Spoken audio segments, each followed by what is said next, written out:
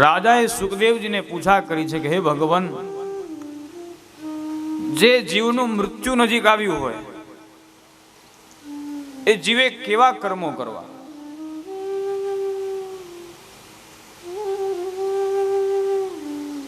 પરીક્ષિત રાજાને શ્રાપ પ્રાપ્ત થયો છે. 7મા દિવસે તક્ષક નાગના દંશથી એમનું મૃત્યુ થશે.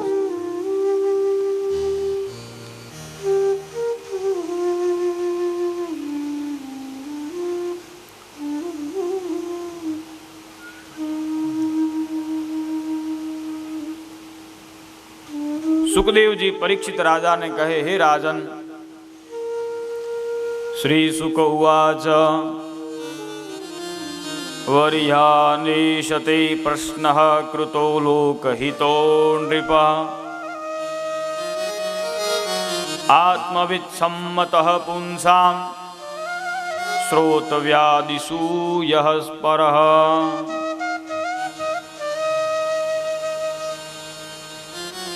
પરીક્ષિત રાજાનો પ્રશ્ન સાંભળી સુખદેવજી ખૂબ રાજી થયા છે. હે રાજન,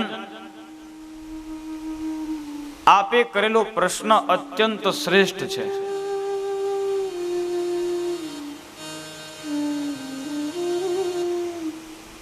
મૃત્યુ નજીક આવ્યું જાણી અને મોક્ષની ઈચ્છા રાખવા વાળા મનુષ્યએ નિત્ય શ્રી હરિ પરમાત્માનું સ્મરણ કરવું જોઈએ,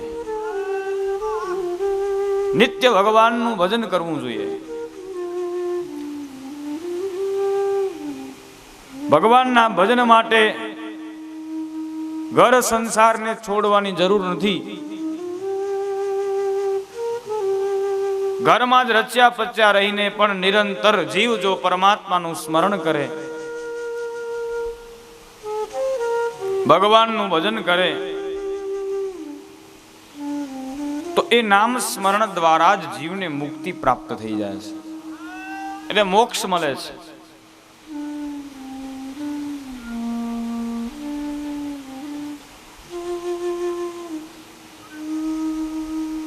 માનવ જીવન છે, કોઈક ને કોઈક કામમાં, કોઈક ને કોઈક વ્યવહારોમાં જીવ છે એ ફસાઈ જાય છે.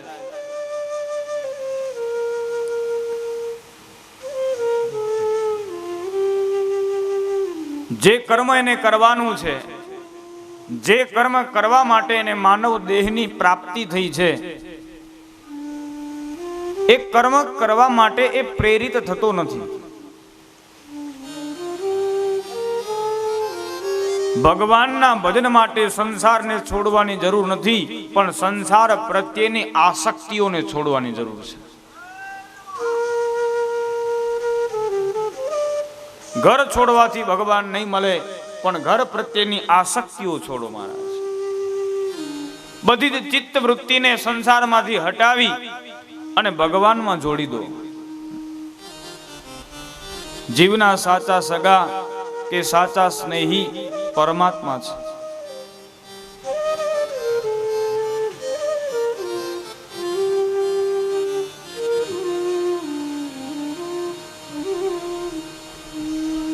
મનુષ્ય નિત્ય ભગવાનનું સ્મરણ કરવું જોઈએ, પણ સંસારમાં આસક્ત થયેલો મનુષ્ય જે કર્મ કરવાનું છે એ કરતો નથી અને પોતાના જીવનને વેડફી નાખે છે. નિદ્રયા રિયતે નક્તમ વ્યવાયેન ચવાવયઃ દિવાચાર્થે હ્યા રાજન કુટુંબ ભરણે નવા. અજ્ઞાની મનુષ્યોની રાત્રિ નિદ્રા અને ભોગ વિલાસમાં પસાર થઈ જાય છે. જ્યારે સવાર પડે એ જાગે, જાગતાની સાથે ધન જોઈએ, ધન જોઈએ, આવો વિચાર કરી મનુષ્ય પોતાના આખા દિવસને ધન કમાવા માટે વેડફી નાખે છે. નિદ્રા રાત્રિને વ્યર્થ બનાવે છે, ભોગ વિલાસ રાત્રિને વ્યર્થ બનાવે છે, ધન કમાવાની દોડધામ દિવસને વ્યર્થ બનાવે છે.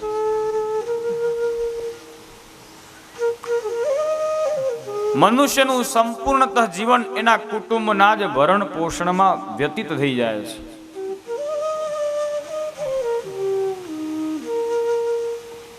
સ્ત્રી, પુત્ર, ધન, સંપત્તિ આ બધું જ નાશવંત છે. આ એકે વસ્તુ કાયમને માટે રહેવાની નથી અને જીવ આ બધું જાણે છે. બધાને ખબર છે કઈ કાયમ રહેવાનું નથી, પણ તે છતાંય જીવને ધૈર્યની પ્રાપ્તિ થતી નથી, વૈરાગ્યની પ્રાપ્તિ થતી નથી.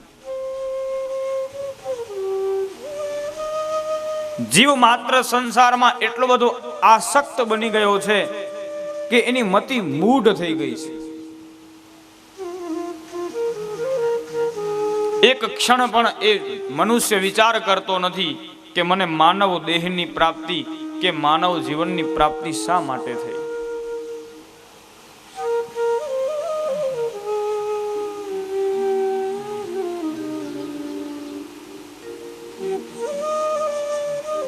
આત્મકલ્યાણ માટે થઈ અને જીવને માનવ દેહ પ્રાપ્ત થયો છે.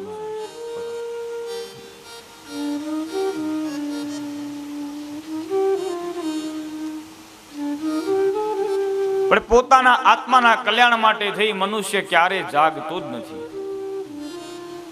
એવો એક મિથ્યા વહેમ એની અંદર ઘૂસી ગયો છે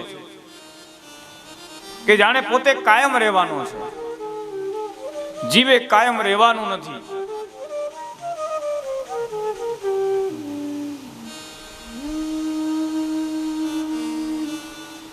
દેહની ક્ષણભંગુરતાને જાણીએ મહારાજ. આપણી પાસે જાજો સમય નથી.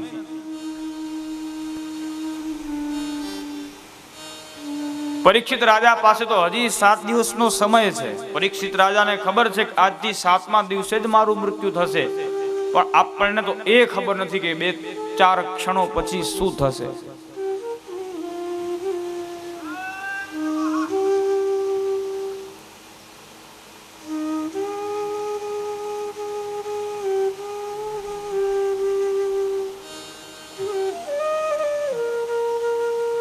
પરીક્ષિત રાજા પાસે 7 દિવસનો સમય છે, પણ આપણી પાસે તો 7 દિવસનો સમય નથી મહારાજ. કઈ ક્ષણે મૃત્યુ આવીને ઊભું રહેશે એ આપણે જાણી શકતા નથી. તૈયાર રહીએ.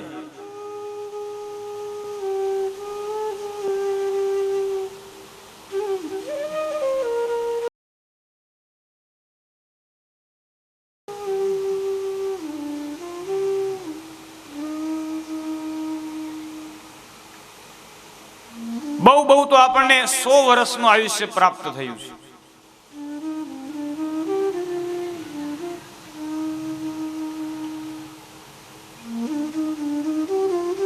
પધારો પધારો. જય સિયારામ. આપણે કાઠિયાવાડ થી હમણાં ગત અઠવાડિયે અમારી કથા હતી માળિયા પાસે નાની બરાર ગામમાં. એ કથાના બધા જ આયોજકો અને યજમાનો આપણી વચ્ચે પધાર્યા છે. આપણે સૌ કરતલ ધની દ્વારા એમનું સ્વાગત કરીશું.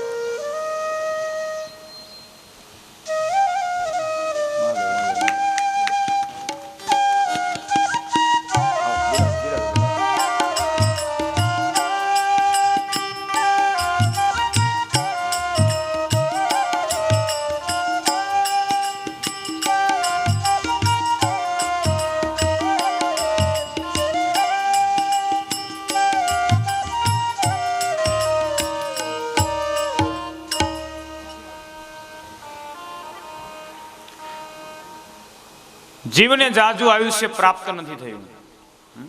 આપણા શાસ્ત્રોમાં કીધું છે કે કલયુગમાં મનુષ્યનું આયુષ્ય 100 વર્ષનું હોય, પણ અત્યારે 100 વર્ષ તો કોઈ જીવતું નથી. બહુ અત્યારે આપણું આયુષ્ય તો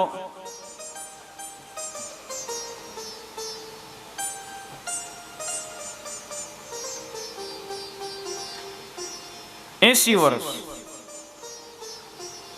80 તે નહીં, અત્યારે તો 60-70 તો પૂરું થઈ જાય, પણ તે છતાં આપણે સરેરાશ પકડીએ તો 80 વર્ષનું આયુષ્ય આપણને પ્રાપ્ત થયું છે. એ 80 વર્ષના આયુષ્યમાં અડધા તો કાઢી નાખો, દિવસ રાત, એટલે અડધી જિંદગી આપણી નિંદરમાં જ વીતે, રાત્રિ બધી સુવામાં જ જાય. કેટલા વર્ષ વધ્યા આપણી પાસે? 40 વર્ષ વધ્યા. એ 40 વર્ષમાં પણ તમે શરૂઆતના બાળપણ હોય ત્યારે ભગવાનની ભક્તિ ભજન એવું કઈ સૂજે નહીં, એટલે શરૂઆતના 8-10 વર્ષ કાઢી નાખો.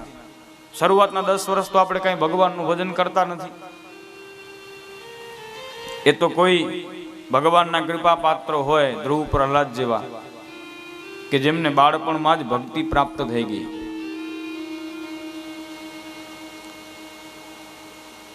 શરૂઆતના 10 વર્ષ કાઢી નાખો,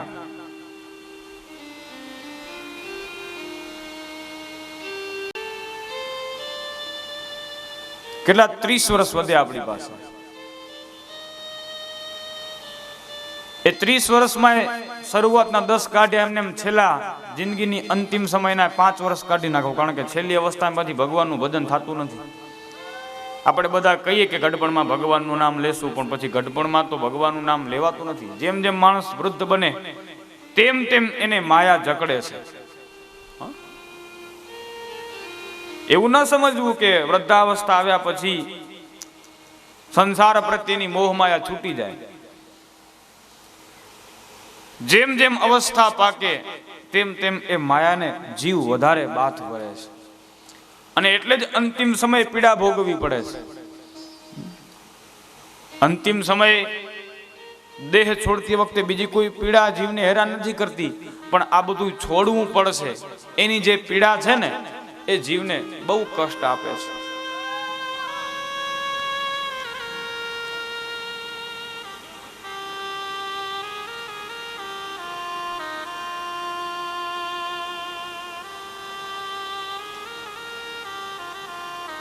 જિંદગીના છેલ્લા 5 વર્ષે કાઢી નાખો, આપણી પાસે વર્ષ વધ્યા ખાલી 25. એ 25 વર્ષમાંથી 5 વર્ષ કાઢી નાખો ટીવી જોવાના. 5 વર્ષ તો ટીવી જ જોઈએ છે આપણે ખાલી. 20 વર્ષ વધ્યા. એ 20 વર્ષમાંથી 5 વર્ષ બીજા કાઢી નાખો. ઘણાને બપોરે 2 કલાક આરામ કરવાની આદત હોય, એટલે 2 કલાક 2 કલાક રોજના એ નીકળે, તો 5 વર્ષ એ નીકળી ગયા. કેટલા વધ્યા? 15 વર્ષ વધ્યા. એ 15 વર્ષમાંથી 5 વર્ષ કાઢી નાખો. ક્યાંક હગાવાલામાં કોઈ પ્રસંગ હોય, એ પ્રસંગમાં જવાનું થાય, સાસરિયામાં આંટો મારવા જવાનું થાય.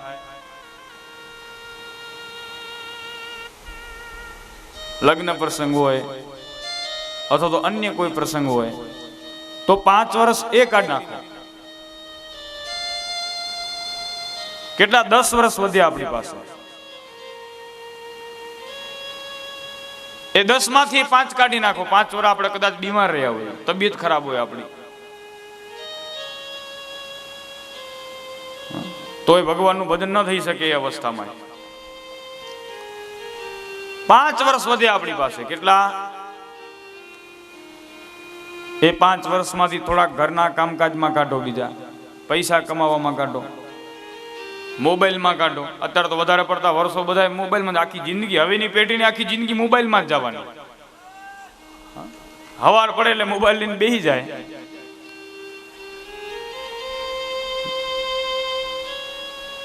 ઠીક છે, સાધનો છે એનો ઉપયોગ કરીએ, જીવન જરૂર હોય ત્યાં સુધી સદુપયોગ કરીએ, પણ પછી એના મય જ આપણે આપણા જીવનને ન બનાવી નાખીએ. હાલા જાય તોય મોટું મોબાઈલ સામું હોય, આમે થાંભલામાં ભટકાય, પછી ખાડામાં પડે. આમ મોબાઈલ ઉપર આપણે જેટલો અંગૂઠો ફેરવ્યો ને એટલો અંગૂઠો જો ભગવાનની માળા ઉપર ફેરવ્યો હોત ને તો મારું તમારું કલ્યાણ થઈ જાત. ભલા માણસ,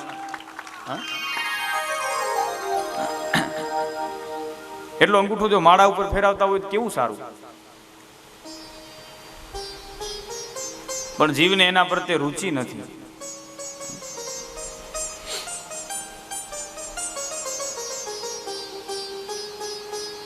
મનુષ્ય શરીર એ નાશવંત છે. જરાક વિચાર કરીએ આપણે આપણી જિંદગીમાં શું કમાણા. સરવાળો આ માંડવાનો છે કે આપણે આપણી જિંદગીમાં શું કમાણા, શું ભેગું કર્યું.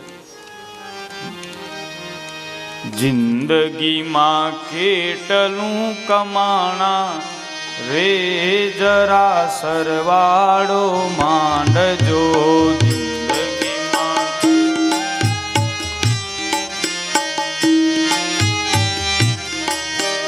જિંદગીમાં કેટલું કમાણા રે, જરા સરવાળો માંડજો. જિંદગીમાં કેટલું કમાણા એનો સરવાળો માંડજો. અમારા વડીલ રાજારામ મહારાજને યાદ કરું તો કદાચ એમની કથા કોઈએ સાંભળી હશે તો એ પોતાની કથામાં આ ધૂન દરરોજ ગાતા.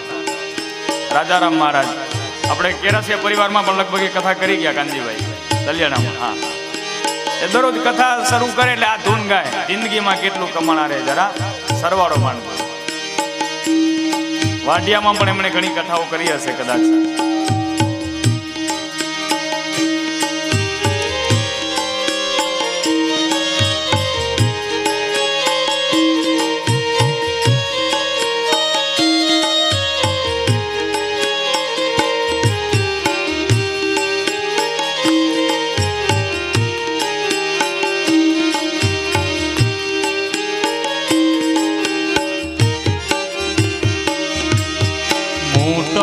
થયા ને તમે પંચમાં પૂછાણા. મોટા થયા ને તમે પંચમાં પૂછાણા. યામ તેમ ઉઠાવ્યા પણાયનો સરવાળો માંડજો. જિંદગીમાં કેટલું કમાણા એનો સરવાળો માંડજો.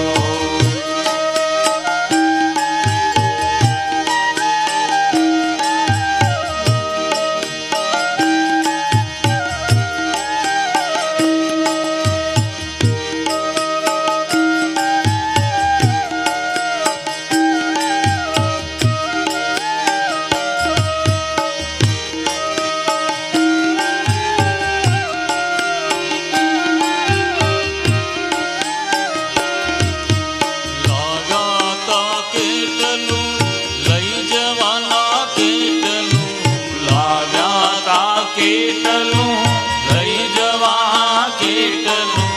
અંતે તો લાકડાને સણાયનો સરવાળો માંડજો. અંતે તો લાકડાને સણાયનો સરવાળો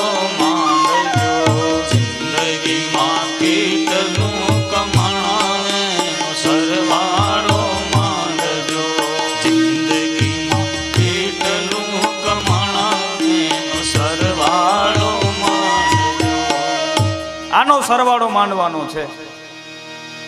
સરવાળો તો આપણે બધા ખૂબ માંડીએ, પણ જેનો માંડવાનો છે એનો નથી માંડતા મહારાજ.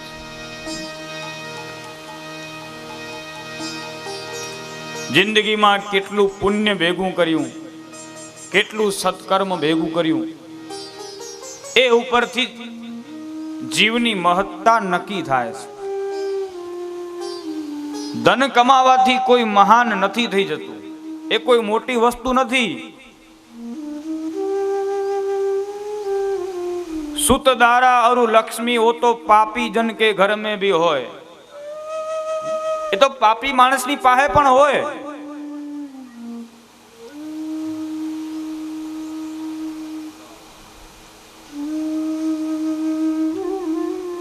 મહત્વના છે સદ વિચારો, મહત્વનો છે ધર્મ, ધન નહીં મહારાજ.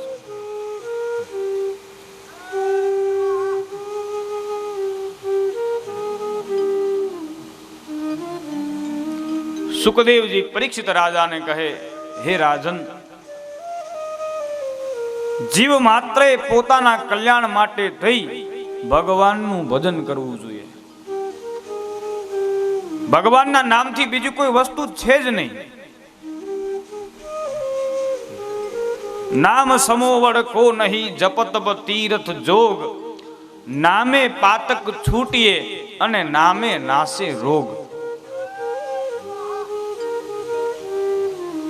સ્વયં ભગવાન કરતા પણ ભગવાનના નામમાં અધિક શક્તિ રહેલી છે. ભગવાન કરતા એ ભગવાનનું નામ મોટું છે વાલા. કારણ કેવી રીતે? તો ભગવાન રામના હાથેથી પથ્થર નથી તર્યા, પણ ભગવાન રામના નામથી પથ્થર તર્યા છે. મારું તમારું જીવન પણ પથ્થર જેવું છે, પણ એ પથ્થર જેવા જીવન ઉપર આપણે રામનું નામ લખી દેશું ને તો આ ભવસાગરમાંથી તરી જશું.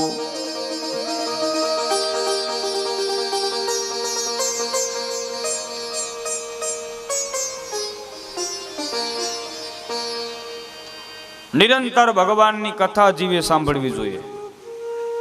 કથા સાંભળવાથી જીવને પરમાત્મા પ્રત્યે પ્રીતિ જાગે છે, શ્રદ્ધા જાગે છે.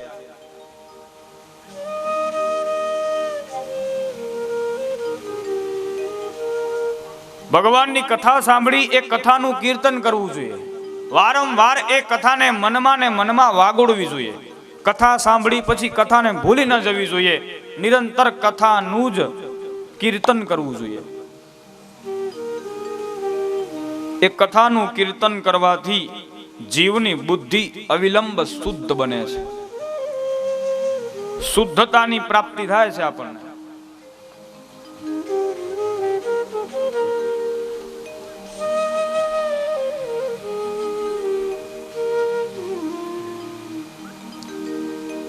ભગવાનની કથાનું કીર્તન કરી, ભગવાનની લીલાઓનું કીર્તન કરી અને નિરંતર ભગવાનનું જીવે સ્મરણ કરવું જોઈએ.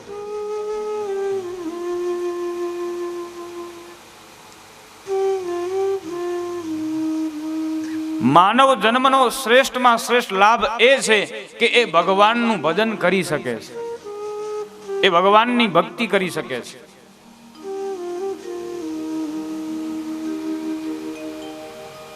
અનેક પ્રકારના જીવો આ પૃથ્વી ઉપર છે, પણ મૂલતઃ બે જ યોની મુખ્ય કહેવાય છે. એક માનવ યોની અને બીજી પશુ યોની. બે જાતિ મુખ્ય છે, માનવ જાતિ અને પશુ જાતિ. અને આ બે ઉપર તમે દ્રષ્ટિ કરશો તો બે માં ઘણી બધી સામ્યતાઓ આપણને દેખાશે કે જે બે માં એક હોય. જેમ માણસને ભૂખ લાગે એમ પશુને જનાવરને પણ ભૂખ લાગે છે. જેમ આપણને તરસ લાગે એમ જનાવરને પણ તરસ લાગે. આપણે પાણી પીવે એમ એ પણ પાણી પી શકે. જેમ આપણે ભયભીત થઈએ, આપણે ડરીએ છીએ, એમ પશુ પણ ડરે છે. જેમ આપણને થાક લાગે એમ પશુને પણ થાક લાગે છે. જેમ આપણને નિંદર આવે એમ પશુને પણ નિંદ્રા આવે છે. વિચાર કરો તો બે માં બધું હરખું જ છે. આ બે માં તફાવત શું, ફરક શું? તો માણસ છે ને ભગવાનનું નામ લઈ શકશે, પણ પશુ જનાવર ભગવાનનું નામ નહીં લઈ શકે.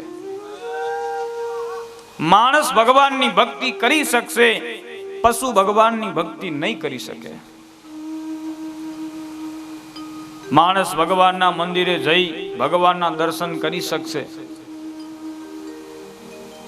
પશુ એ કર્મ નહીં કરી શકે.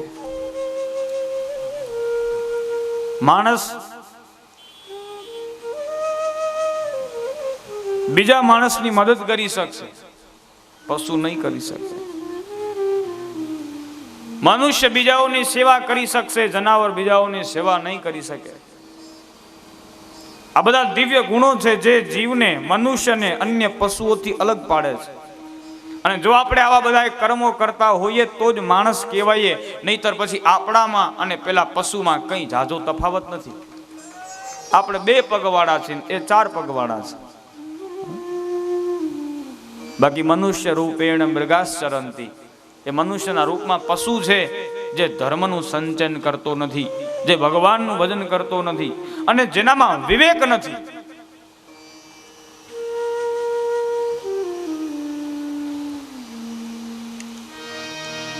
કેવલ માનવ દેહથી જ માનવતા પૂર્ણ નથી થઈ જતી. માનવતાને પૂર્ણ કરવા માટે થઈ વિવેક અતિ આવશ્યક છે. વિવેક હોવો જોઈએ.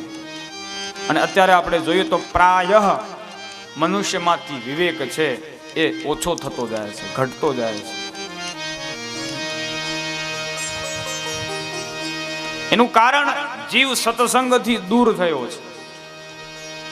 જીવ સત્સંગથી દૂર થાય, સત્સંગ એના જીવનમાં રહે નહીં, એટલે પછી એનામાં વિવેકનો પ્રાદુર્ભાવ નથી થતો. બિનુ સત્સંગ વિવેક ન હોઈ, બિનુ સત્સંગ વિવેક ન હોઈ, બિનુ સત્સંગ વિવેક ન હોઈ, બિનુ સત્સંગ વિવેક ન હોઈ.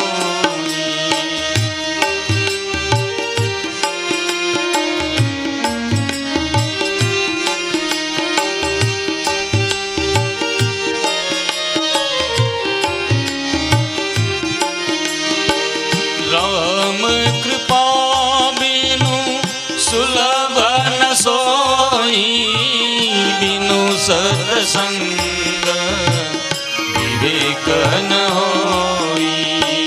શ્રી રામ જય રામ, જય જય રામ. શ્રી રામ જય રામ, જય જય રામ. સત્સંગ વગર જીવને વિવેક પ્રાપ્ત થતો નથી, અને સત્સંગ પણ પ્રભુ કૃપા વગર પ્રાપ્ત નથી થતો. મહારાજ, મેં કથાના પ્રથમ દિવસે જ કહેલું, આ જીવની અંદર કે જીવનમાં 3 વસ્તુ અતિ દુર્લભ છે. એક તો માનવ દેહ, જે બહુ દુર્લભ છે. આપણને એમ લાગે કે આ માનવ દેહ એમને એમ સરળતાથી આપણને પ્રાપ્ત થઈ ગયો, ખોટી વાત. આ માનવ દેહ બહુ કિંમતી છે. જીવનું જ્યારે ઘણું બધું પુણ્ય ભેગું થાય ત્યારે જ એને માનવ દેહની પ્રાપ્તિ થાય છે. આ માનવ દેહ અતિ કિંમતી છે. આધ્યાત્મિક દ્રષ્ટિએ તો કિંમતી છે જ, પણ તમે ભૌતિક દ્રષ્ટિએ જોવા જાઓ ને તોય આ શરીર બહુ કિંમતી છે.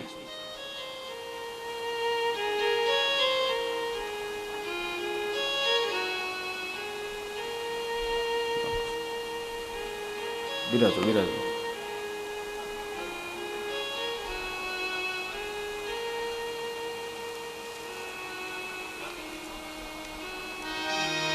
આધ્યાત્મિક દ્રષ્ટિએ તો માનવ દેહ ખૂબ કિંમતી છે. જીવનું ઘણું બધું પુણ્ય ભેગું થાય તત પશ્ચાત માનવ દેહની પ્રાપ્તિ થાય. પણ ભૌતિક દ્રષ્ટિએ જોવા જાઓ ને તોય આ શરીર કિંમતી છે. આપણું આ શરીર છે ને, એ શરીરમાં 2 કિડની આવે. એક કિડનીની કિંમત 20 થી 25 લાખ રૂપિયા છે. તો ભગવાને આવી 2 કિડની આપણને એમને મફત આપી દીધી, ફ્રીમાં.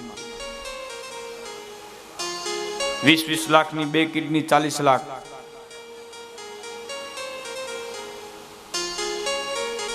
આપણા શરીરમાં હૃદય છે, એ હૃદયની અંદર વાલ આવે. એ વાલ્વના 4 ભાગ આવે, 4 પ્રકારના હોય. એક વાલની કિંમત 44 થી 45 કે 50 લાખ જેટલી કિંમત છે. મેં ડોક્ટરને પૂછેલું છે આ બધું. તો એવા 50 લાખના 4 વાલ, કેટલી કિંમત થઈ આ શરીરની? એ પ્રમાણે ગણતરી કરો તો ભગવાને આપણને આંખો આપી, 2 હાથ આપ્યા, રક્ત આપ્યું, અબજો રૂપિયાનું આપણને આ શરીર ભગવાને એમને એમ નથી આપી દીધું.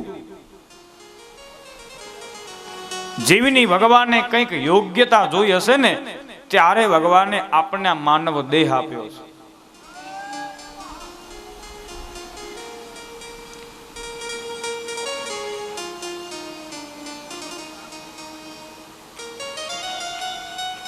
યોગ્યતા વગર કોઈને કંઈ પ્રાપ્ત થતું નથી.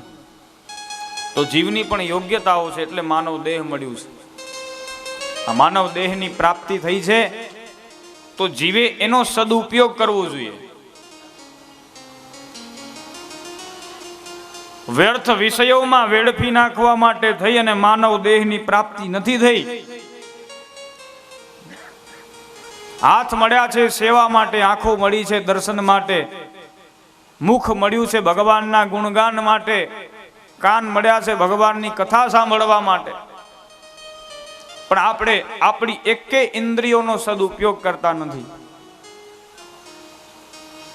ભગવાનની નિરંતર આપણા ઉપર દ્રષ્ટિ રહેલી છે અને ભગવાન જુએ કે મેં આને માનવ બનાવ્યો, પણ માનવને શોભે એવા કે માનવના જે કર્મો મેં કહ્યા છે એવું એક પણ કર્મ આણે કર્યું નહીં. અને મેં માનવ તો બનાવ્યો, પણ માનવને શોભે એવું એક પણ કર્મ કર્યું નથી. તો આને ફરી વખત ક્યારે માનવ બનાવાય નહીં. પછી બીજા જન્મમાં ભગવાન એને પશુ બનાવે છે. ભગવાને આંખો આપ્યું હોય અને આંખોનો આપણે સદુપયોગ ના કરીએ, ભગવાન વિચાર કરે કે આને મેં આંખો આપી હતી સુદર્શન માટે, સારા તત્વોના સારા પદાર્થોના દર્શન માટે, પણ આણે પોતાની આંખોનો ક્યારે સદુપયોગ કર્યો જ નથી. નિરંતર ખરાબ દ્રષ્ટિ જ કરી છે. તો હવે આને બીજા જન્મમાં ક્યારે પણ આંખ અપાય નહીં. પછી ભગવાન બીજા જન્મમાં એને આંધળો કરે. આપણે જોઈએ છીએ ને એવા કેટલા લોકો જન્મથી અંધ હોય, એને ગયા જન્મનું એવું કર્મ એટલે એને આંખો નથી મળી. આ વખતે ભગવાન કહે મેં જીવને હાથ આપ્યા, પણ હાથ વડે એક પણ સત્કર્મ કર્યું નથી. બીજા જન્મમાં હાથ ન અપાય. વાણીનો સદુપયોગ નહીં કર્યો હોય તો ભગવાન પછી બીજા જન્મમાં વાણી નહીં આપે.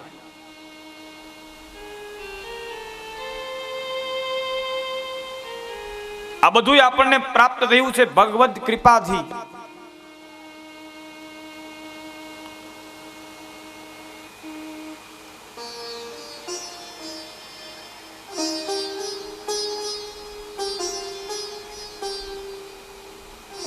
દેહનો સદુપયોગ કરીએ મહારાજ. સુખદેવજી પરીક્ષિત રાજાને કહે છે, હે રાજન,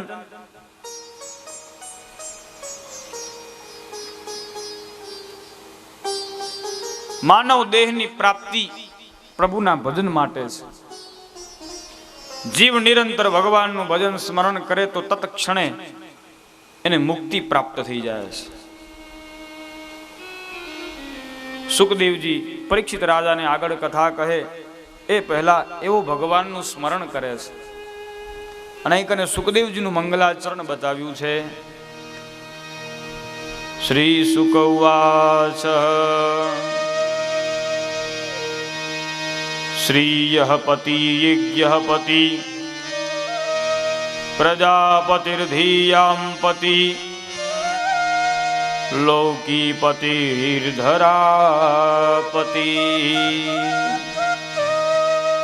पतिर्गति चान्धकः वृष्णि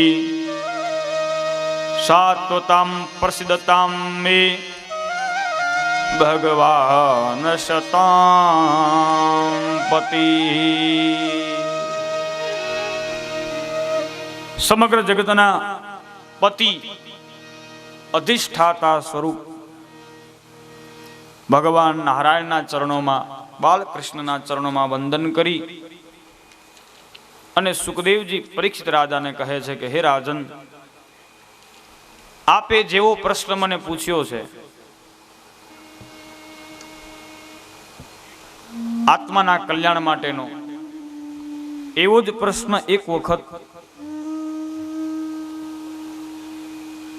નારદજીએ બ્રહ્માજીને પૂછેલો.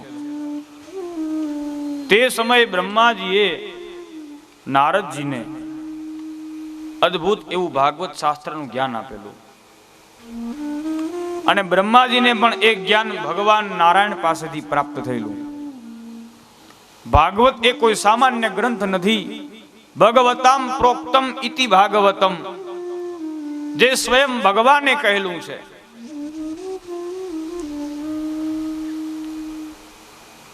ભગવાન નારાયણના મુખમાંથી 4 શ્લોકો સ્વરૂપે ભાગવતજીની ઉત્પત્તિ થઈ છે, જે ચતુશ્લોકી ભાગવત કહેવાય.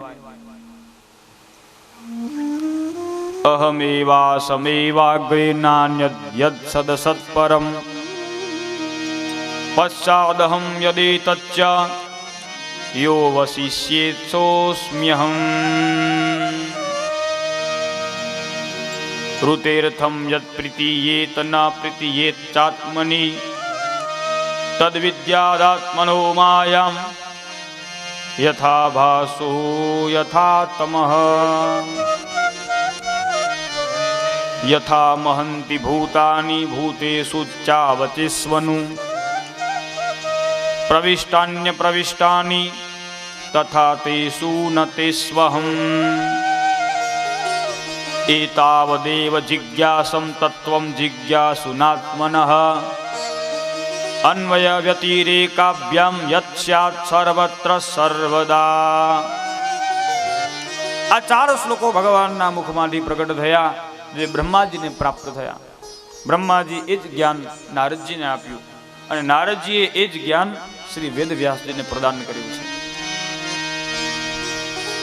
સુખદેવજી પરીક્ષિત રાજાને કહે, રાજન, મારા પિતા ગુરુ વ્યાસજી પાસેથી હું જે કંઈ ભણ્યો છું એ બધું જ જ્ઞાન હું આપને આપીશ. આપનું અવશ્ય કલ્યાણ થશે. પરીક્ષિત રાજા કહે, ભગવાન, આપ કૃપા કરી આત્મકલ્યાણનું સાધન અને ભગવાનની લીલાઓ, ભગવાનના અવતારો, આ સમગ્ર સૃષ્ટિ કઈ રીતે સર્જાઈ, આ બ્રહ્માંડનું મૂળ શું છે, બ્રહ્માંડની ઉત્પત્તિ કઈ રીતે થઈ, સંસારનો સાર શું છે, સર્વશાસ્ત્રનો સાર શું છે, આ બધું જ કૃપા કરી અને મને કહો. સુખદેવજી કહે છે, રાજન, જે પ્રમાણે આપ અત્યારે મને પૂછી રહ્યા છો એ જ પ્રમાણે એક વખત વિદુરજીએ મૈત્રેય ઋષિને પૂછેલું અને મૈત્રેય ઋષિએ તે સમયે જે કંઈ વાતો વિદુરજીને કહી એ કથા હું તમને કહું છું.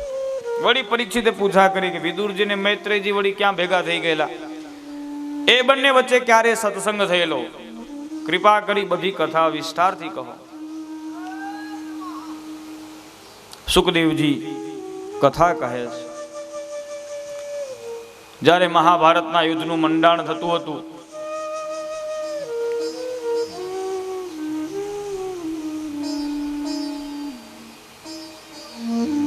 તે ક્ષણે વિદુરજીને યુદ્ધમાં ભાગ લેવાની ઈચ્છા ન હોવાથી વિદુરજી તીર્થયાત્રા માટે નીકળ્યા છે. ઘણા બધા વર્ષો સુધી વિદુરજીએ તીર્થયાત્રા કરી. એવું કહે છે કે 36 વર્ષ સુધી વિદુરજીએ તીર્થયાત્રા કરી છે. જુદા જુદા તીર્થોમાં ગયા છે, સત્સંગ કર્યો છે, ભગવાનનું ભજન કર્યું છે.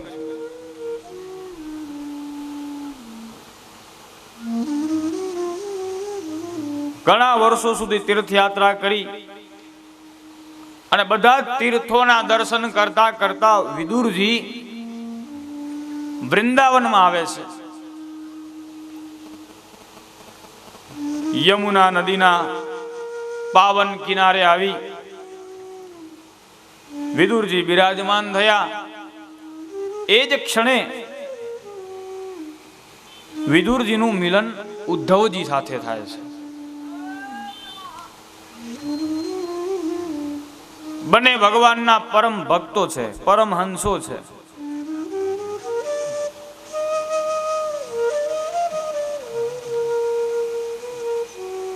બંને ભગવદ ભક્તોનું મિલન થયું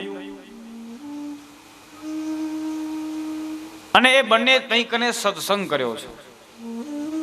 બંને વચ્ચે થોડી વાતચીત ચર્ચાઓ ચાલી અને એ જ ક્ષણે ઉદ્ધવજીએ વિદુરજીને સમાચાર આપ્યા કે ભગવાન શ્રી કૃષ્ણ પરમાત્મા હવે સ્વધામ પધાર્યા છે.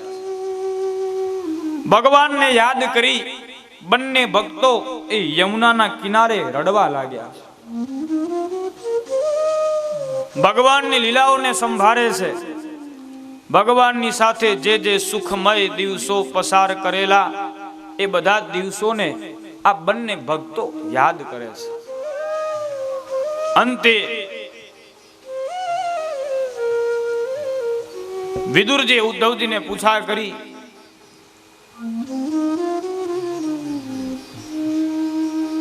કે ભગવાન જ્યારે સ્વધામ પધારતા હતા તે ક્ષણે એમણે મને યાદ કરેલો કે નહીં?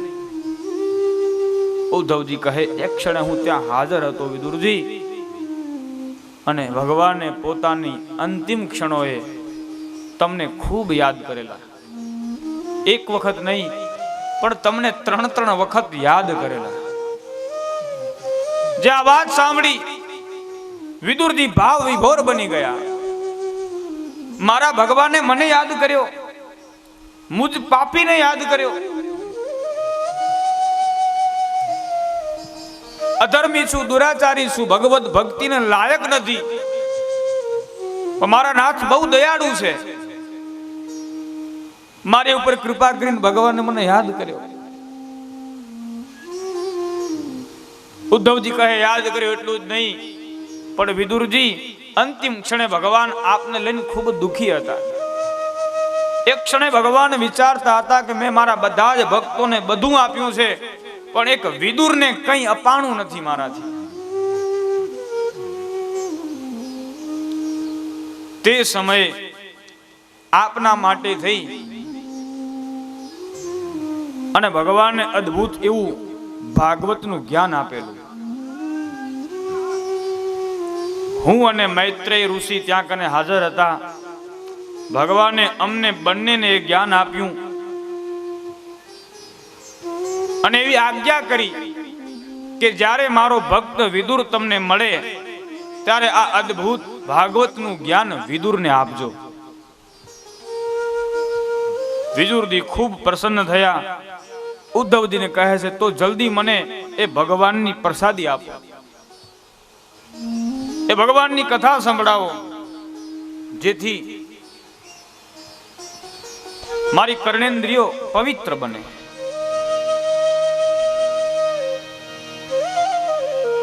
પધારો. શ્રી શાસ્ત્રીજીના પિતાજી અને માતૃશ્રી આવા તાળુથી વધાવવાનું સ્વાગત છે. ખૂબ ખૂબ પધારો.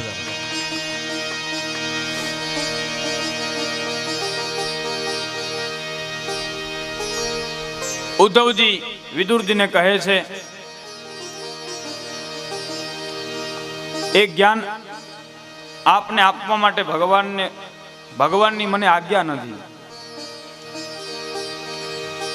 આપ મૈત્રેયજી પાસે જાઓ, એ મૈત્રેયજી આપને એ અદ્ભુત જ્ઞાન આપશે. ભગવાન શ્રી કૃષ્ણનું સ્મરણ કરતા કરતા ઉદ્ધવજી પાસેથી વિદાય લઈ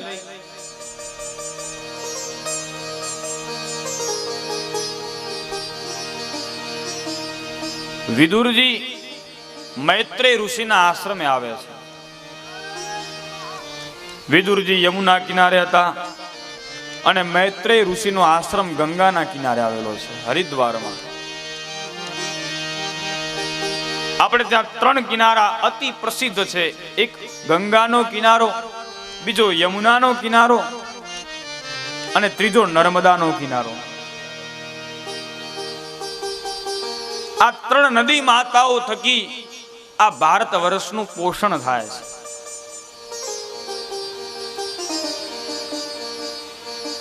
નર્મદા નદી છે એ જ્ઞાનદાત્રી છે.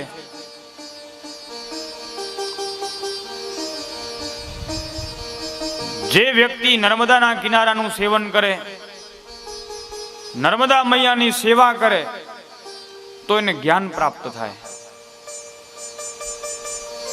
પહેલાના સમયમાં જેટલી સંસ્કૃત પાઠશાલાઓ, વિદ્યાપીઠો હતી, એ વધારે પડતી બધી જ પાઠશાલાઓ નર્મદા નદીના કિનારે હતી. આપણા ગુજરાતમાં તો ઘણી જગ્યાઓએ સંસ્કૃત પાઠશાલાઓ આદિ બધી રચાણી, પણ સૌથી પહેલી પાઠશાલા ચાણોદમાં હતી, નર્મદા નદીના કિનારે, ગુજરાતમાં. નર્મદાના કિનારે જ્ઞાન પ્રાપ્ત થાય. નર્મદા છે એ જ્ઞાનદાત્રી છે. યમુના છે એ પ્રેમદાત્રી છે. યમુનાના કિનારે જાઓ એટલે ભક્તિ રસમાં તમે તરબોળ બની જાઓ. ત્યાં એવા કૃષ્ણ ભક્તો આપણને દેખાય કે એમના દર્શન કરી આપણે સ્વયં પણ પ્રભુના પ્રેમી બની જઈએ, કૃષ્ણ પ્રેમમાં પાગલ બની જઈએ.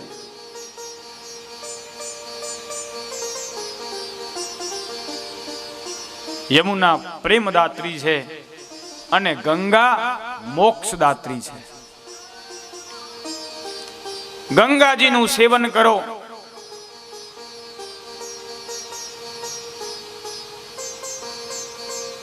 ગંગાજીના કિનારાનું સાનિધ્ય લો એટલે જીવને મુક્તિની પ્રાપ્તિ થાય છે. ગંગા એ જીવને વૈરાગ્ય આપે છે. આજે પણ જે વ્યક્તિઓ ગંગાજીમાં સ્નાન કરવા માટે જતા હશે, હરિદ્વાર આદિ, વારાણસી, કાશી આદિ તીર્થોની યાત્રાએ જતા હશે, તો એ ગંગાજીના દર્શન કરીને જીવને ક્ષણિક તો ક્ષણિક પણ વૈરાગ્ય પ્રાપ્ત થાય.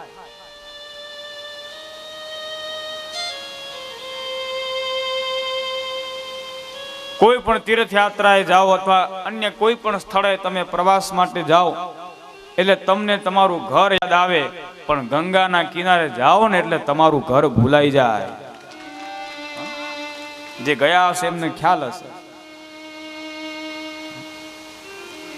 સંસાર પ્રત્યેની આસક્તિઓ ઓછી થાય મહારાજ. ગંગા છે એ મુક્તિદાત્રી છે, મોક્ષદાયિની છે, માં ભાગીરથી.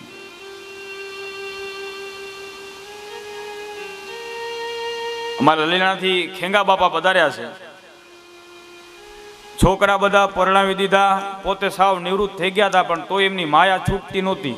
દુકાને બેહું પણ એક વખત ગંગામાં સ્નાન કરી આવ્યા અને ત્યાંથી આવ્યા ને તરત દુકાન બધું બંધ. હવે ભગવાનનું ભજન કરો. આ બેઠા જો સામે.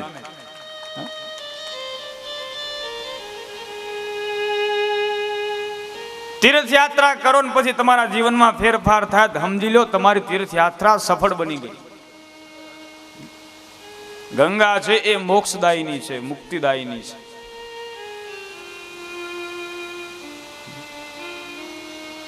વિદુરજી પણ મોક્ષ પ્રાપ્તિ માટે થઈ, મુક્તિ માટે થઈ ગંગાજીના શરણે આવે છે.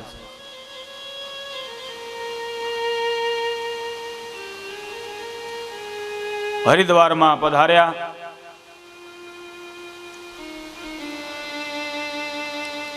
મુનિવર મૈત્રેયના આશ્રમમાં વિદુરજીનું આગમન થાય છે.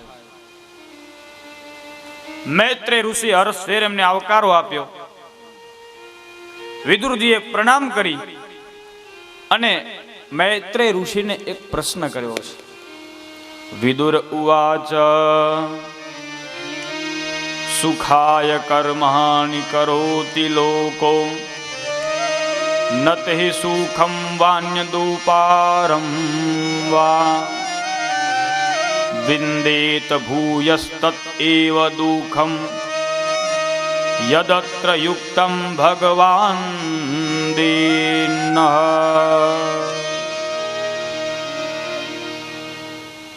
વિદુરજી કહે છે, હે ભગવાન, મનુષ્ય માત્ર નિરંતર સુખ માટે કર્મો કરે છે, છતાં પણ એ કર્મો દ્વારા એને સુખ પ્રાપ્ત થતું નથી, ઉલટાનું એને દુઃખ પ્રાપ્ત થાય છે. આપ મને એવો કોઈ કલ્યાણકારી માર્ગ બતાવો કે જેનું આચરણ કરતા જીવને સાંસારિક દુઃખોમાંથી મુક્તિ મળે અને એને શાંતિની પ્રાપ્તિ થાય.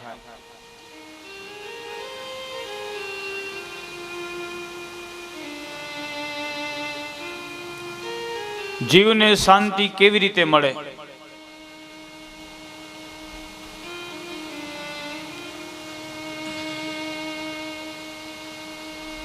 શાંતિ ભગવાનના ચરણ સિવાય બીજે ક્યાંય રહેતી નથી. જીવને શાંતિ જોઈતી હોય તો ભગવાનનું શરણું લેવું પડે. વાલા,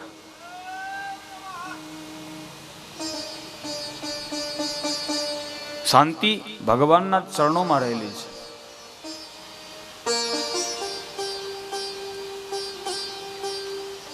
અત્યારે આપણા બધાનું જીવન અશાંત બની ગયું છે. એનું કારણ આપણે બધા ભગવાનથી થોડાક છેટા આવી ગયા છે, ધર્મથી થોડાક આપણે અળગા થઈ ગયા છીએ, પરિણામે દુઃખી થયા છીએ.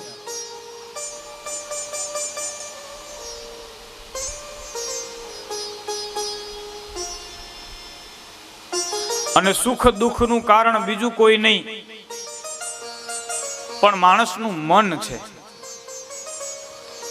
જીવને કોઈ સુખી નથી કરી શકતો અને કોઈ દુઃખી નથી કરી શકતો. સુખસ્ય દુઃખસ્ય કોપી ન દાતા. સુખ દુઃખનો કોઈ દાતા નથી. મનુષ્ય પોતે જ પોતાની જાતે દુઃખને ઉત્પન્ન કરે અને પોતે જ પોતાના મનથી સુખને પ્રાપ્ત થાય છે.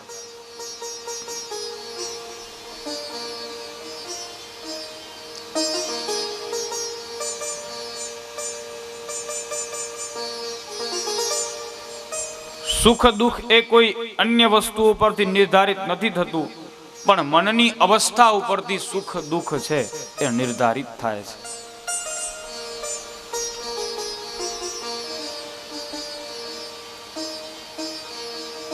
અને જે મનુષ્ય સુખ માટે થઈ બહારના વિષયોનો આશ્રય લે, બહારના કોઈ પદાર્થોનો, તત્વોનો કે કોઈ વ્યક્તિઓનો આશ્રય લે, એ ક્યારેય સુખી થઈ શકતો નથી.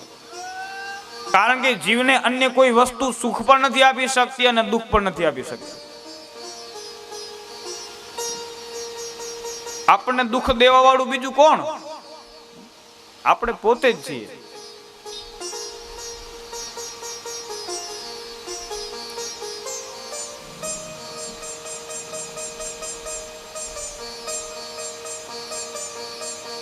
સુખ એ માણસના અંદરથી જ ઉત્પન્ન થાય છે.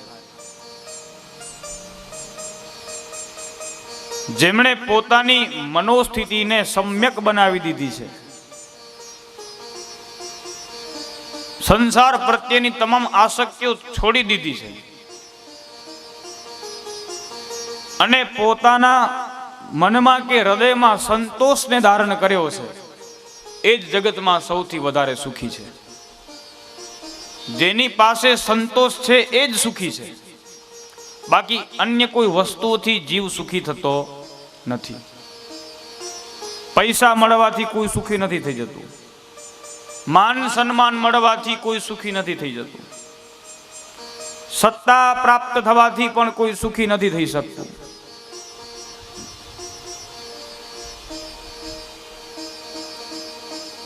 પણ જેને સંતોષ પ્રાપ્ત થાય છે એ જ નિરંતર સુખી રહી શકે છે.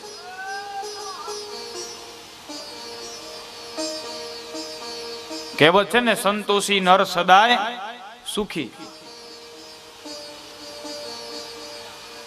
સંતોષી થઈએ, પણ અત્યારે સંતોષ પ્રાયઃ નષ્ટ થઈ ગયો છે.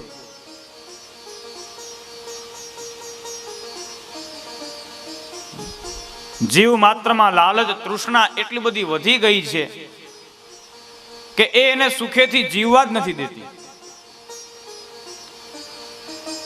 માણસને 100 રૂપિયા મળે તો ઈ સંતોષ નહીં માને. 100 રૂપિયા મળ્યા તો કે 1000 મળે સારું, 1000 મળે તો કે હવે 2000 મળે સારું, 2000 મળે તો કે 5 મળ્યા હોત તો સારું હતું, કે 5 મળી જાય તો કે હવે 10 જોવે, 10,000 મળે તો કે લાખ, લાખ મળી જાય તો કરોડ. તૃષ્ણા દિન પ્રતિદિન વધતી જ જાય છે. આ તૃષ્ણા છે એ રાક્ષસી છે, પિશાચીની છે, જે જીવના સુખ ચૈનને હરી લે છે.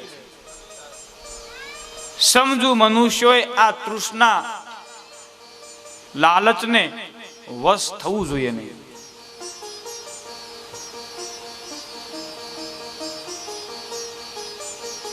લોભ એ પાપનું મૂળ છે.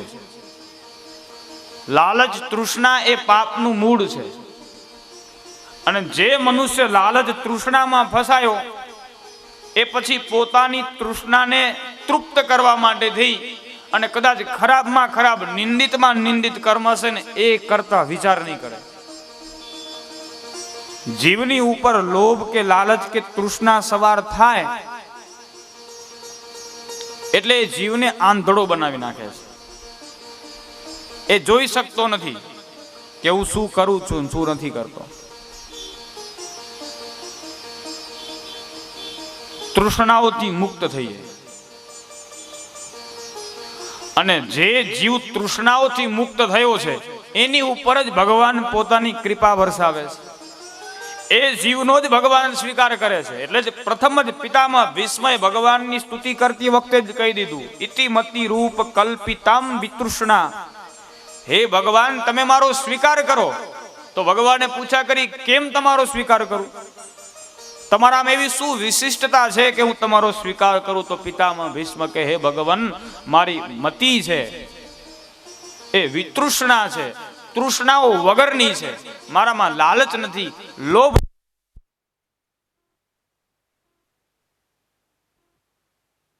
કૃષ્ણ રાધે રાધે કૃષ્ણ રાધે કૃષ્ણ કૃષ્ણ કૃષ્ણ રાધે રાધે રાધે શ્યામ રાધે શ્યામ શ્યામ શ્યામ રાધે રાધે શ્યામ રાધે શ્યામ શ્યામ શ્યામ રાધે રાધે.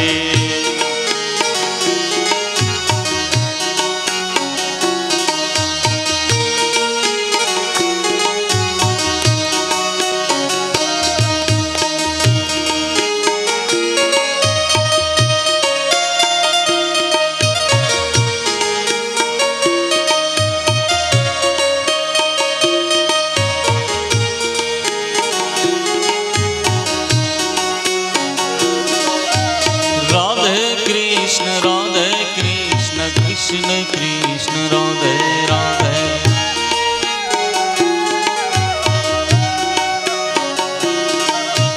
રાધે શ્યામ શ્યામ શ્યામ રાધે રાધે શ્યામ શ્યામ શ્યામ રાધે. બોલે ભક્તવત્સલ ભગવાન કી.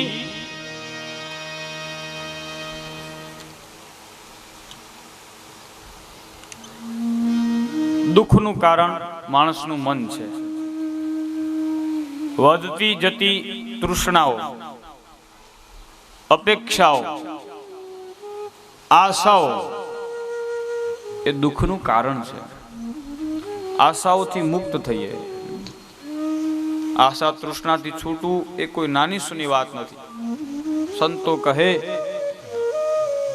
મન મરે માયા મરે, મર મર જાય શરીર, પણ આશા તૃષ્ણા ના મરે. કહ ગયે દાસ કબીર. આપણામાં તો એવું કોઈ સામર્થ્ય કે એવી કોઈ શક્તિ નથી કે આશાઓ તૃષ્ણાઓથી છૂટીએ, પણ જીવ નિરંતર પોતાની જીવ ઉપર ભગવાનના નામને રાખે, પોતાના મુખ દ્વારા નિરંતર ભગવાનના નામનું સ્મરણ કરે, ભગવાનના નામનું ઉચ્ચારણ કરે, તો અવશ્ય ભગવાનની એના ઉપર કૃપા ઉતરે છે.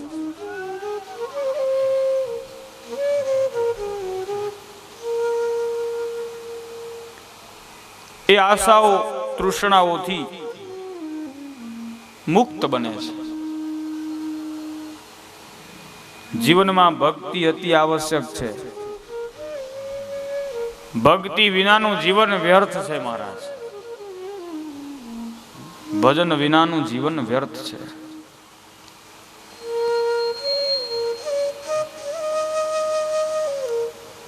વિદુરજીએ મૈત્રેયજીને પૂછા કરી, ભગવાને આ બ્રહ્માંડની ઉત્પત્તિ કરી,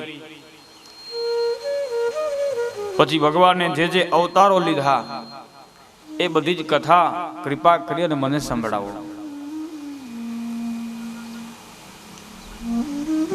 વિદુરજીને મૈત્રેયજી કથા કહે.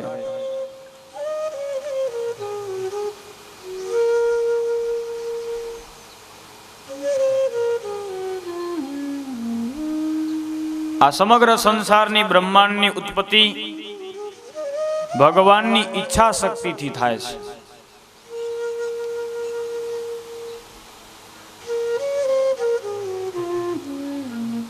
જ્યારે પ્રલય થાય ત્યારે આખું જગત જલબંબાકાર થઈ જાય. ચહુર કેવલ જલ જલ અને જલ જ હોય છે. ભગવાનની ઈચ્છા થાય એટલે પછી ભગવાન એ જલમાંથી ઉત્પન્ન થાય.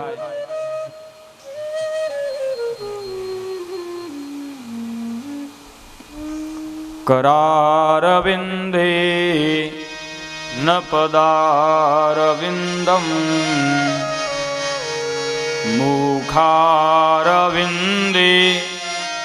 विनिवेशयन्तं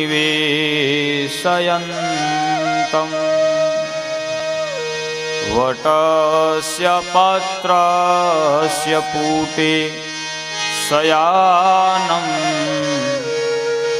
बालं मुकुंदम मनसा स्मरामि.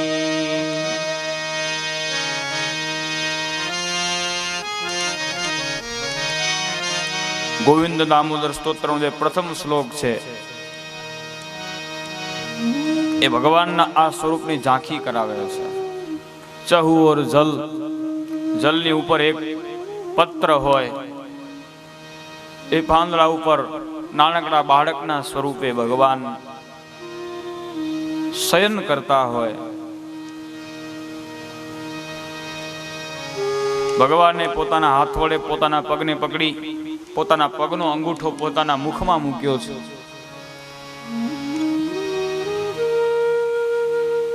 ભગવાન પોતાની ઈચ્છા પ્રમાણે વિવિધ પ્રકારના સ્વરૂપોને ધારણ કરે છે.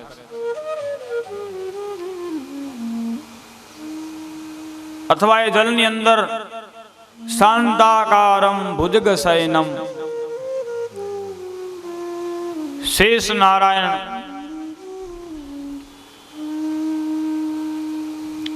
શેષ નાગની સયા ઉપર ભગવાન પોતે પોઢેતા હોય.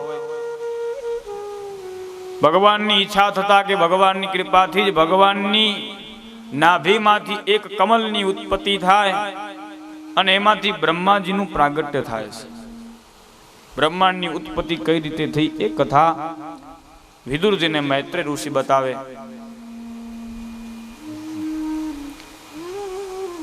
બ્રહ્માજીનું પ્રાગટ્ય થયું. બ્રહ્માજી ચહુઓર જોવા લાગ્યા, કઈ દેખાયું નહીં. ચહુઓર જલ સિવાય કઈ દેખાતું નથી.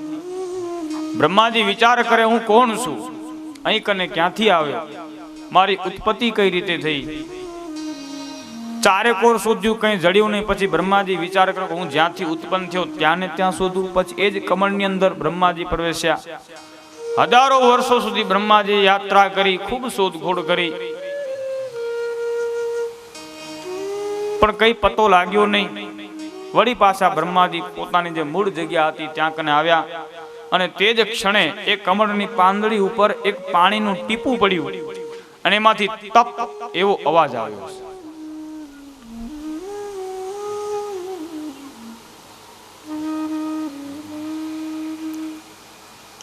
બ્રહ્માજી વિચાર કર્યો કે મને તપ કરવાની આજ્ઞા પ્રાપ્ત થઈ છે. આમ વિચારી બ્રહ્માજીએ પછી તપનું આરંભન કર્યું. એ તપના પ્રભાવે બ્રહ્માજીને ભગવાનના દર્શન થયા અને પછી ભગવાને બ્રહ્માજીને સૃષ્ટિની રચના કરવાની આજ્ઞા આપી છે.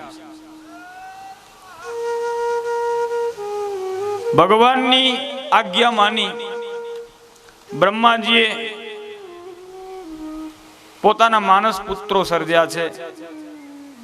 મરીચી આદિ ઋષિ મુનિઓને પ્રગટ કર્યા છે. નારદજીનું પ્રાગટ્ય કર્યું છે. અન્ય પણ ઘણી બધી માનસી સૃષ્ટિઓ બનાવી, પણ એ બધી વિફળ રહી. પછી બ્રહ્માજીએ વિચાર કર્યો કે હવે આ સૃષ્ટિને આગળ ધપાવવા માટે હું શું કરું. મનમાં વિચાર કરે. પછી બ્રહ્માજીએ મૈથુનની સૃષ્ટિ રચવાનો નિર્ણય કર્યો અને બ્રહ્માજીએ પોતાની શક્તિ દ્વારા પોતાના જ દેહમાંથી એક યુગલને ઉત્પન્ન કર્યું, જે મનુ મહારાજ અને શત્રુપા દેવી તરીકે પ્રખ્યાત થયા. મનુ મહારાજના બધા જ માનવો થયા. એ મનુ મહારાજ અને શત્રુપા દેવીને બ્રહ્માજી આજ્ઞા આપી, આપ જાઓ અને સૃષ્ટિનો વિસ્તાર કરો. મનુ મહારાજ અને શત્રુપા દેવી બ્રહ્માજીને કહે, અમે સૃષ્ટિનો વિસ્તાર તો કરીએ, પણ પહેલા તમે અમને રહેવા માટે કોઈ સ્થાન બતાવો. અમારે કઈ જગ્યાએ વસવાટ કરવો. બ્રહ્માજી કહે, આપ સૌ પૃથ્વી ઉપર જઈને વસવાટ કરો. હવે પૃથ્વી તે સમયે જલાશયમાં જલની અંદર મગ્ન હતી. હિરણાક્ષ નામક રાક્ષસે એ પૃથ્વી ઉપર કબજો મેળવેલો હતો. આખી પૃથ્વી એ હિરણાક્ષના તાબામાં હતી. પધારો ભગત.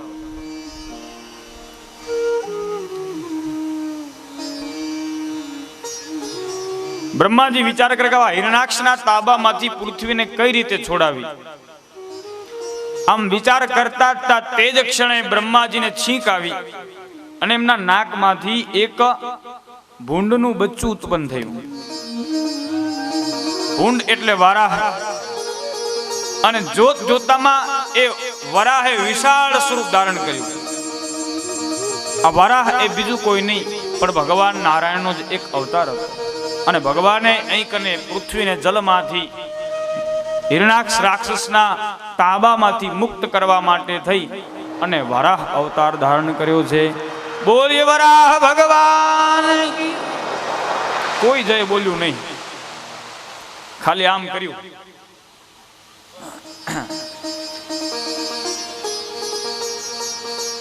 બોલી વરાહ ભગવાન કી. હા,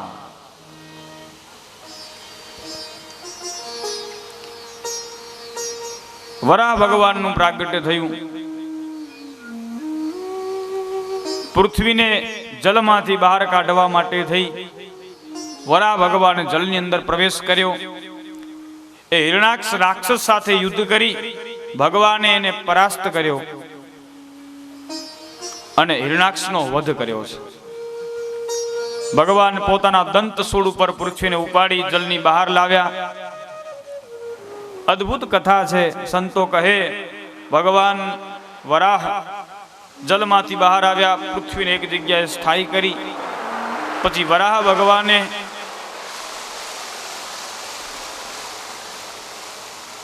એ પૃથ્વી ઉપર પોતાના શરીરને ખંખેર્યું છે, જે જલવાળું બનેલું. હિરણાક્ષ રાક્ષસની સાથે ભગવાન યુદ્ધ કરેલો. ભગવાનને થોડો પરિશ્રમ થયેલો એટલે ભગવાન આખા પસીનાથી રેબઝેબ હતા. ભગવાને પોતાના શરીરને ખંખેર્યું એટલે ભગવાનના દેહમાંથી થોડાક વાળ અને પ્રસ્વેદ બિંદુઓ છે એ પૃથ્વી ઉપર આવીને પડ્યા છે. ભગવાનના જે વાળ પૃથ્વી ઉપર, ભગવાનના રૂવાડાઓ જે પૃથ્વી ઉપર પડ્યા, એમાંથી દર્ભની ઉત્પત્તિ થઈ છે, દાભડાની ઉત્પત્તિ થઈ છે. દાબડો છે એ ભગવાનના રૂવાડામાંથી ઉત્પન્ન થયો અને ભગવાનના જે પ્રસ્વેદ બિંદુઓ પૃથ્વી ઉપર પડ્યા એમાંથી તલની ઉત્પત્તિ થઈ છે. દાબડો છે એ અતિ પવિત્ર છે. કુસમૂલે સ્થિતોર બ્રહ્મા કુસમધ્યે જનાર્દન કુશાગ્રે શંકરો દેવ ત્રયો દેવા કુશે સ્થિતા. કુશ એટલે દાબડો. દાબડામાં 3 દેવતાઓનો વાસ છે, બ્રહ્મા, વિષ્ણુ અને મહેશ. કુસમૂલે સ્થિતો બ્રહ્મા, દાબડાના મૂળમાં બ્રહ્માજી. કુશ મધ્યે જનાર્દન, ભગવાન જનાર્દન કુશની મધ્યમાં અને શંકર ભગવાન દાબડાના અગ્રભાગ ઉપર વિરાજમાન થયા છે.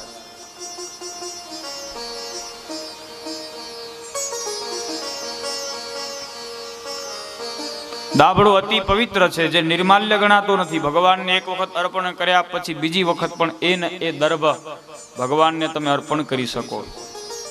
બિલીપત્ર કેમ આપણે એક વખત ચડાવીને પછી બીજી વખત ભગવાનને ચડાવી શકીએ? તુલસી પત્ર એ પણ નિર્માલ્ય થતા નથી, એ અતિ પવિત્ર છે. તલ અતિ પવિત્ર છે. 3 પ્રકારના તલ હોય, કાળા, ભૂરા અને સફેદ. મનુષ્ય 3 પ્રકારે કર્મ કરે, કાયિક, વાચિક અને માનસિક. આ તલના દાન થકી, તલનું દાન અતિ શ્રેષ્ઠ કહ્યું છે આપણા શાસ્ત્રોમાં.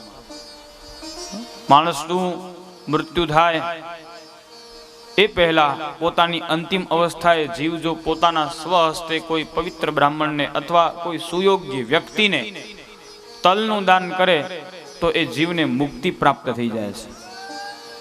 3 પ્રકારના તલ, કાળા, ભૂરા અને સફેદ, એ મનુષ્યને 3 પ્રકારના કર્મોથી મુક્તિ અપાવે છે, પાપોથી મુક્તિ અપાવે છે. તલ છે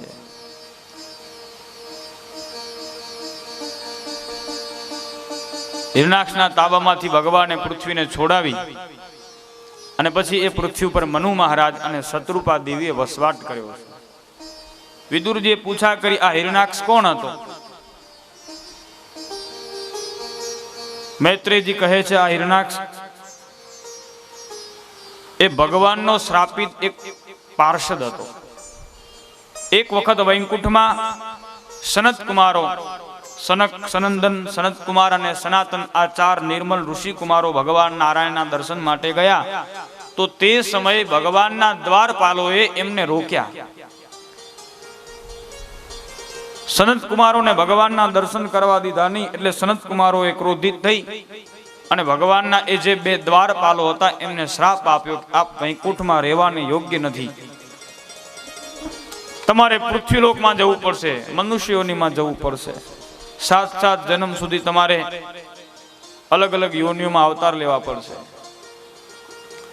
પછી તો એ બંને ભગવાનની પાસે માફી માંગી, સનત કુમારો પાસે, કે અમારાથી ભૂલ થઈ ગઈ. એટલે પછી એમણે કૃપા કરીને કહ્યું કે હવે તમારે ઘણા જન્મો સુધી નહીં પણ 3 જન્મો સુધી પૃથ્વી ઉપર જવું પડશે અને ભગવાનના હાથે જ તમને મુક્તિ પ્રાપ્ત થશે.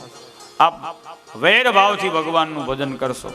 અને શ્રાપના કારણે એ જે જય વિજય નામક દ્વારપાલો હતા એ બીજા જન્મમાં વૈકુંઠમાંથી એમનું પતન થયું અને પછી એ હિરણાક્ષ અને હિરણાકશ્યપુ થયા છે, જે કશ્યપ અને દિતિના સંતાનો છે. બીજા જન્મમાં રાવણ અને કુંભકર્ણ થયા અને ત્રીજા જન્મમાં શિશુપાલ અને દંતવક્ત્ર થયા છે. આ હિરણાક્ષ છે એ લોભનું પ્રતીક છે. હમણાં આપણે લોભ વિશે ચર્ચા કરતા હતા ને. હિરણાક્ષ એ લોભનું પ્રતીક છે. આખી પૃથ્વી ઉપર એને કબજો કરેલો, બધું એને ભેગું કરી લેવું તો આખી પૃથ્વી મારી છે એમ કરીને બેહી ગયો તો આ હિરણાક્ષ છે ને, બધું મારું. જેટલું એને જરૂરી છે એટલું લઈને બેઠો તો વાંધો નતો, પણ બધું મારું, ન હું ખાવું ન બીજાને ખાવા દઉં, ખાલી ભેગું કરીને બેસી જવું, એ હિરણાક્ષ છે. જેની અંદર કેવલ ભેગું કરવાની જ ભાવના રહેલી છે, કબજો જમાવવાની જ ભાવના રહેલી છે. આ બધું મારું, હું બધાથી મોટો, આ હિરણાક્ષ છે. ભગવાને એ હિરણાક્ષનો ઉદ્ધાર કર્યો છે વરાહ સ્વરૂપે. તત્પશ્ચાત મનુ મહારાજ અને શતરૂપા દેવીનો ગ્રહ સંસાર આગળ ચાલ્યો. મનુ મહારાજને 5 સંતાનોની પ્રાપ્તિ થઈ, 2 દીકરા અને 3 દીકરીઓ. પ્રથમ દીકરીઓના વંશની કથા કહી છે. મનુ મહારાજને 3 દીકરીઓ છે, આકુતિ, દેવહૂતિ અને પ્રસૂતિ. એમાં જે દેવહૂતિ છે એ દેવહૂતિનો વિવાહ કરદમ ઋષિ સાથે કરાવવામાં આવ્યો છે. અને દેવહૂતિ અને કરદમને ત્યાં સ્વયં ભગવાન નારાયણે એક અવતાર લીધો, જે કપિલ ભગવાન તરીકે વિખ્યાત થયા. બોલે કપિલ ભગવાન કી. આ ઉપરાંત કરદમ ઋષિને ત્યાં અન્ય 9 કન્યાઓનો પણ જન્મ થયો છે. એ 9 કન્યાઓનો વિવાહ કરદમ ઋષિએ બ્રહ્માજીના જે 10 માનસ પુત્રો હતા એમાંના 9 સાથે કરાવ્યો વિવાહ. એક નારદજી છે એ વિવાહ કરતા નથી, અન્ય 9 માનસ પુત્રો સાથે એમનો વિવાહ કરાવ્યો છે કરદમ ઋષિએ. પછી કરદમ ઋષિએ સંસારનો ત્યાગ કર્યો અને ભગવાનના ભજન માટે વનમાં નીકળી ગયા. પતિના ગયા બાદ દેવહૂતિ માતા છે એ શોકમગ્ન બની ગયા. કપિલ ભગવાન માતા પાસે આવે છે અને માતાને એ સાંસારિક સુખ કે સાંસારિક શોકમાંથી મુક્તિ અપાવવા માટે થઈ અને સાંખ્ય જ્ઞાન આપે છે. શ્રીમદ ભાગવતમાં અદ્ભુત એવું સાંખ્ય યોગનું વર્ણન કર્યું છે.